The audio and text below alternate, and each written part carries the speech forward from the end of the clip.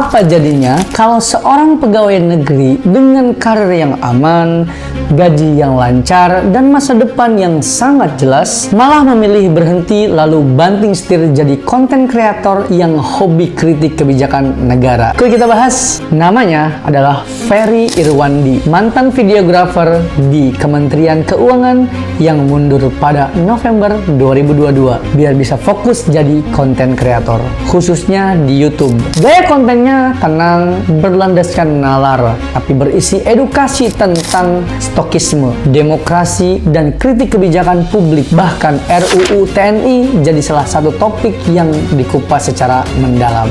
Ia mulai dikenal luas setelah muncul di podcastnya Deddy Corbuzier, membicarakan pembahasan yang serius tapi mudah dicerna tentang stokisme, politik, dan etika digital ke audiens mainstream. Langsung kayak baru ngobrol di podcast, tiba-tiba orang ngedengerin ide kritisnya secara massal gitu. Tapi kritik-kritiknya itu nggak selalu diterima dengan hangat. Baru-baru ini, Ferry buka suara tentang potensi darurat militer yang didorong oleh jaringan provokator yang menyuap di ruang publik, menyulut ketenangan dan risiko politis yang sangat besar. Dia sampai bilang dirinya jadi dianggap penyebab gagalnya upaya itu. Padahal niatnya cuma mau ngebongkar jaringan hasutan, bukan bikin kekacauan. Ia pun terus konsisten menyerukan masyarakat untuk tidak mudah terprovokasi lewat platform seperti Instagram dan Threads. Dia bilang, darurat militer hari ini bisa kita cegah. Terima kasih kerja keras dan kerjasamanya ya teman-teman, tapi saling jaga, saling bersama kawan-kawan.